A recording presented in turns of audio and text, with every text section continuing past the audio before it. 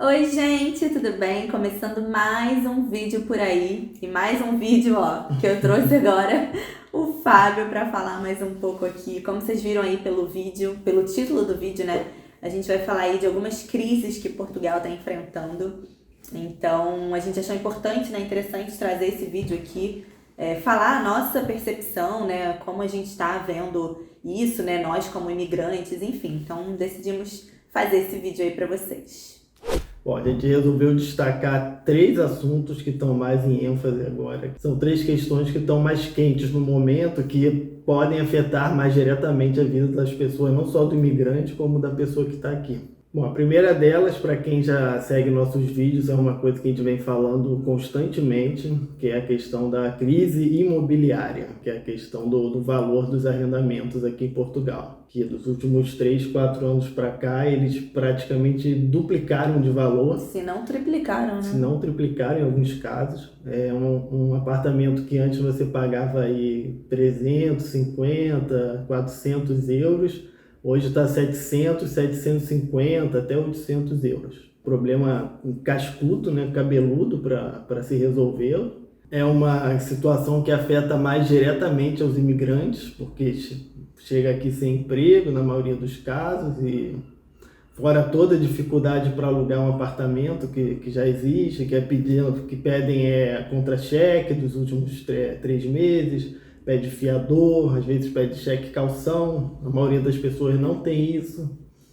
Então essa situação aqui está bem complicada. Então, para quem vem para cá, o que a gente sempre fala é para vir preparado financeiramente, para você ter com que negociar com os proprietários, e vim preparado para pagar um aluguel bem caro, principalmente nos grandes centros como Lisboa e Porto. O aluguel está comendo praticamente o salário mínimo inteiro. Com um salário mínimo aqui você não vive mais em Portugal. E você até falou essa questão de que né, os preços altos estão em Lisboa e em Porto, por quê? Porque são as grandes cidades. Então, a gente vê até muitas pessoas procurando apartamento ou casas, né, nos interiores, né, mais perto das aldeias, que eles chamam aqui. Mas o que acontece também? Quando as pessoas vão para o interior, é muito difícil arrumar emprego mais para dentro do país, né, mais para o interior. Então, acaba que também não compensa, né, você morar barato no interior, mas você ir para uma grande cidade trabalhar. Então, o custo do deslocamento, o tempo do deslocamento, às vezes também não compensa, né? E esse é um problema que eu particularmente não consigo ver solução a curto prazo, porque é um problema de oferta e demanda. É muita gente procurando vir morar em Portugal, não tem tanta oferta de moradia assim, e não é só por conta de brasileiro vindo para cá, porque imigrante no geral, né? Tem imigrante no geral, tem muita gente aqui da Europa que passou a trabalhar remoto e vem morar aqui em Portugal, gente da Inglaterra, da Holanda, que é um país mais quentinho, tem um clima melhor. E aí eles recebem os salários de lá, que são bem maiores, e vivem aqui, que o custo de vida aqui é muito mais baixo. Muito mais baixo.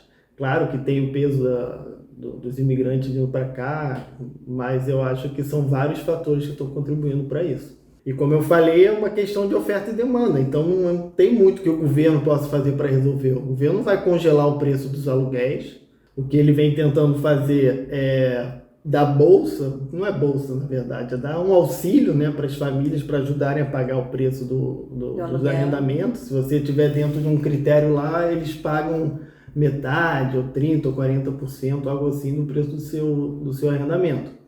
Ajuda as famílias, mas não ajuda a baixar o preço. Na verdade, isso ajuda a manter os preços da forma que estão. Né? Uma outra coisa que o governo faz, mas também não em escala suficiente para baixar os preços, mas que eu acho que seria o melhor caminho, que é ter moradias populares. O governo é dono de alguns locais, né, conjuntos habitacionais, e aluga preços populares. Essa eu acho que seria o melhor caminho, porque você vai baixar os preços dentro da lei da oferta e da demanda. Só que eles não conseguem fazer isso em volume suficiente para baixar os preços do mercado de uma forma geral.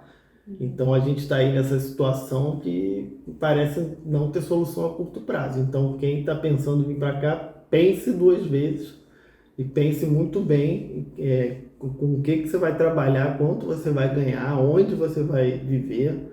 Porque eu repito, é sempre bom ressaltar, com um salário mínimo aqui em Portugal, praticamente não está dando mais para viver. Não dá. E assim, o que o Fábio falou, se você está pensando em vir, gente, por favor, venham antes, já com o apartamento certinho. O melhor dos mundos é você já sair do seu país, né? Com as chaves nas mãos, né? Que a gente fala, tipo, já pronto para entrar e morar no lugar onde você achar. A segunda crise que está assolando aqui em Portugal, se você assiste o jornal aqui, se fala nisso todo dia, toda hora. A gente não tem falado muito nos nossos vídeos, porque, enfim, não deu ainda para parar para falar, não teve um contexto, mas é a crise da questão da saúde. A saúde pública aqui em Portugal está vivendo maus momentos. Pelo que eu tenho lido e pesquisado, o que está acontecendo? Aqui em Portugal eles sofrem uma carência de médicos e de enfermeiros. Então, os profissionais que trabalham nessa área estão ficando sobrecarregados, tendo que fazer horas extras. Eles já vêm há um tempo reivindicando aumento de salários, condições melhores e planos de carreira melhores. Desde o ano passado começou uma reivindicação mais forte por parte do Sindicato dos Médicos, tentando negociar com o governo melhorias, mas eles até agora não estão conseguindo chegar num acordo. Então, com isso, os médicos começaram a fazer greves constantes, fora o fato de que já tinha hospitais e setores sendo fechados por falta de mão de obra, e agora as reivindicações já não estão sendo atendidas, eles estão começando a fazer greves. Em alguns casos tem até emergências que estão sendo fechadas. Então está tendo filas para atendimento, para consulta. Tem hospitais em que a área de parto é fechada. Então está uma situação muito complicada. Toda hora você vê no jornal, o hospital não sei de onde fechou, o hospital... não sei de onde, vai ficar fechado 2 dias. Eu até falei num vídeo anterior que eu optei por fazer um seguro-saúde aqui em Portugal. Eu sabia que aqui a saúde era melhor, né? A saúde pública era melhor do que a saúde pública no Brasil. Isso ainda né? Mesmo com toda essa crise. Mas eu optei por fazer um seguro-saúde aqui em Portugal também. Eu já tinha no Brasil, né? Sempre tive. Eu me senti um pouco mais segura em ter, para não depender, né, dessas oscilações que estão tendo. Então, eu achei mais prudente eu ter um seguro-saúde para eu me sentir um pouco mais segura, né? Fora isso, está muito difícil nos grandes centros conseguir o médico de família. O médico de família é um médico que vai acompanhar sempre os seus casos. Você não ter médico de família aqui não significa que você não vai ter atendimento, mas você não vai ter sempre a mesma pessoa cuidando de você. Então, você vai chegar lá no hospital, cada hora vai ser uma pessoa diferente. Na verdade, assim, o médico de família é como se fosse um clínico geral, que ele vai te atender, assim, ele vai fazer aquela primeira triagem para você e vai te encaminhar para os especialistas, mas ele vai estar sempre olhando os seus exames, sempre pedindo para você fazer novos exames, né? A gente não sabe muito bem porque a gente não conseguiu médico de família ainda, né? Eu tô na fila desde que eu cheguei aqui, com o meu número do utente, enfim. Mas aqui no Porto, né, na região do Porto, na cidade do Porto, aqui pelo menos na minha freguesia, tá assim, muito cheio. E eu tô numa fila de espera que talvez leve anos para eu conseguir esse médico de família. Então eu não sei explicar direito como funciona essa questão, né? Mas eu sei que é um atendimento super priorizado mesmo para você, sabe? Ele te acompanha ali em tudo, obviamente um clínico geral, né? Ele não é bem especialista e ele vai te encaminhando aí para as especialidades. E então acho que fecha nesse pacotão aí da saúde. E aí o próximo tópico é a crise da criminalidade, gente. Sim. Pasmem vocês, a gente sai do Brasil buscando segurança e chega aqui e se depara com crise de aumento de criminalidade. Claro que a gente não está aqui falando que a gente não está chegando a patamares do Brasil, está muito longe disso, graças a Deus. Mas aqui a gente está enfrentando 2 probleminhas que um tem a ver com o outro. O que aconteceu? Que eu voltei a atenção para esse problema nos últimos dias. Chegou um rapaz que trabalha lá comigo, na empresa, falando que tinha sido assaltado. O carro dele estava estacionado, ele foi fazer não sei o quê. Quando ele voltou, estava com o vidro quebrado. Os 2 vidros, né? Os 2 vidros. E roubaram o tablet dele. Não, tablet, mochila, tênis. Enfim. As coisas que tinham Até dentro do carro. chocolate que tinha, cara, eles levou. Aí ele foi na delegacia da queixa, tudo, e falou que a delegacia estava lotada de pessoas com o mesmo problema, com a mesma questão. Teve o vidro do carro quebrado e tinha sido furtado. E aí lá na delegacia eles conseguiram rastrear o tablet e viram que o tablet estava numa região que é conhecida como se fosse uma Cracolândia daqui, uma região assim onde tem tráfico, as pessoas vão lá para comprar droga, enfim, tudo mais. Aí ele contou aquilo no trabalho e eu fiquei, nossa, mas será que Portugal já chegou nesse nível de ter Cracolândia, que chegou num nível tão forte assim? E aí eu comecei a pesquisar mais, eu já tinha dado uma olhada por alto como essa questão das drogas aqui em Portugal. E vi que Portugal, uns anos atrás, se eu não me engano, foi início dos anos 2000, ou início dos anos 2010, alguns anos atrás, resolveu simplesmente legalizar cocaína, heroína, crack, todas essas drogas pesadas aqui em Portugal é simplesmente liberado. Você pode usar na rua sem problema nenhum. O governo, inclusive, te dá seringa se você quiser se injetar. No primeiro momento, essa política pública de saúde, falaram que estava dando certo, que reduziu o número de overdose, que o número de usuários caiu. Só que com o passar dos anos, de uns tempos para cá, essa política foi se mostrando um tanto desastrosa. Aumentou o número de overdose, aumentou o número de usuários, o tráfico está crescendo aqui em Portugal e agora está tendo aumento de criminalidade associado a isso, porque tem muito roubo acontecendo por causa de usuário. Só voltando rapidinho no caso desse colega de trabalho do Fábio, né? Eles passam com um detector de metal, né? Conta essa história. Nos carros, assim, para ver se tem algum objeto eletrônico e se tiver, eles vão lá, quebram o vidro e roubam. Agora, o que acontece? Agora, já entrando aqui na parte da minha opinião, né? Pelo menos a minha opinião pessoal. Essas drogas, que são muito pesadas, crack, cocaína, heroína, são drogas que o vício da pessoa é tão forte a ponto de, quando ela está abstinência, ela cometer um crime para conseguir dinheiro para comprar. A pessoa é capaz de matar, é capaz de roubar. Sim, eu não estou dizendo que você tem que pegar um dependente e jogar ele numa cela, trancar ele lá e esquecer ele lá trancafiado a 7 chaves. Mas também não pode ser essa farra que tá. Assim, teve o prefeito daqui do Porto, se eu não me engano, ele até falou um tempo atrás, outro dia. Ele falou, segundo as leis de Portugal, você não pode fumar um cigarro do lado de um colégio, mas você pode fumar crack e injetar heroína.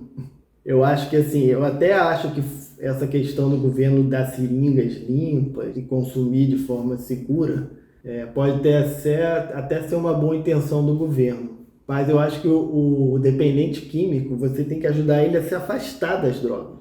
Você dá a seringa em um local para ele usar, você está ajudando ele a se aproximar das drogas. Você não está ajudando ele a se afastar. Você tem que cuidar dele para que ele não fique perto das drogas. Cada dose que esse cara toma, o vício dele está ficando cada vez mais forte. Até o ponto que ele não vai ter dinheiro para comprar e vai cometer um crime para conseguir. Que é exatamente o que vem acontecendo. E sem contar que com isso, né, o que vai acontecendo é o aumento do narcotráfico em Portugal. Então, assim, eu não sei ao certo, não conversei com muitos portugueses sobre isso para saber qual a posição deles sobre essas políticas públicas que vêm sendo adotadas. Mas já existe um clamor público para que essas políticas comecem a ser revistas. As pessoas estão percebendo que não dá para ser do jeito que está. E pelo menos a última notícia que eu li de um mês atrás, que é o partido que tem maioria aqui no parlamento, que é o PS, ele se recusa está se recusando a rever essas políticas. Mesmo com o aumento de overdose, mesmo com o aumento de usuários, mesmo com o aumento da criminalidade e, consequentemente, com o aumento do tráfico de drogas, eles se recusam a querer rever essa política. Claro que a gente sabe que nenhum país é perfeito, tem crime em todos os países do mundo, eu imagino, mas assim, a gente não esperava tão cedo, tão logo, a gente encontrar, né, assim, conhecer pessoas, né, próximas a gente que foram assaltadas, furtadas, enfim. Assim, às vezes conversando com os portugueses, eu percebo que eles não têm noção do que é.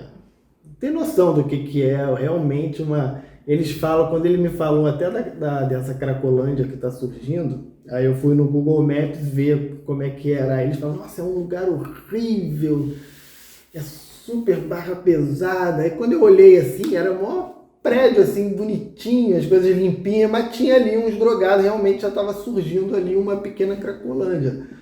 Mas, cara, eu fico... Bem diferente da Cracolândia lá no Brasil. O que é as Cracolândias no Brasil? O que é certos lugares que existem no Rio? Eu falei, cara...